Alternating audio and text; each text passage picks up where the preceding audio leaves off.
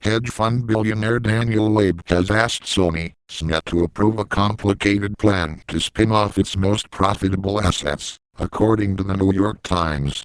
The subtext of his inquiry was simpler: is corporate Japan ready to embrace the rough-and-tumble brinksmanship of U.S. institutional investors at the cost of such social values as full employment and peaceful boardrooms?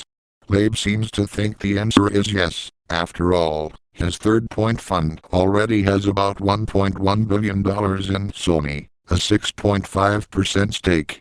And there is some evidence that Sony, having lost roughly half its market value in the past 5 years, may be more open to outside influence.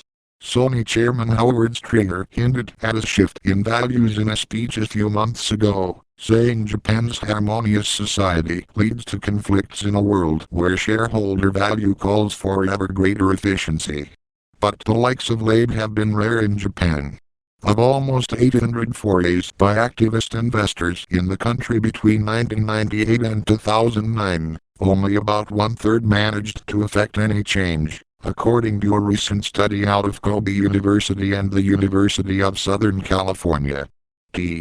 Boone Pickens was famously thwarted by Japanese mores when he pushed for big changes at Koito Manufacturing, 7276, in the late 1980s.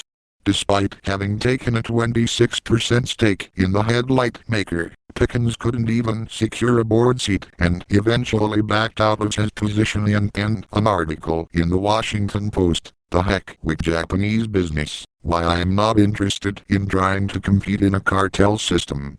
One of the only legacies of forays such as Pickens's has been an increase in defense measures by Japanese boards.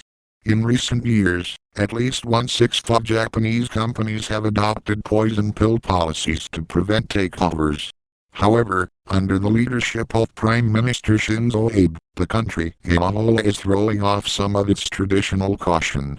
Determined to break more than a decade of stagnation, Abe has launched a growth plan that comprises massive stimulus spending and aggressive monetary easing. Those policies, and the corresponding weakening of the yen, were one of the main reasons Sony was last week able to post its first annual profit in 5 years. But it was prudent cost-cutting on incremental gains that made the difference, not a Silicon Valley-style surge. Sony has struggled in the electronics game since its Walkman went the way of parachute pants. Loeb, meanwhile, is pushing the company to separate for investors its hits-making businesses, the film studio responsible for such movies as 21 Jump Street and the music label behind artists like K$HA. Sony makes money on Carrie Underwood tracks, for example, whether they are playing on an iPod or an 8-track. Loeb is no dummy, no. He aired his request in a hand-delivered letter, not a harangue in cable news. For a blustery billionaire, it was remarkably peaceful prose. We are confident that by acting as partners, Sony will grow stronger, Loeb wrote. That's a far cry from the year ago salvo he sent to Yahoo. What is this board waiting for?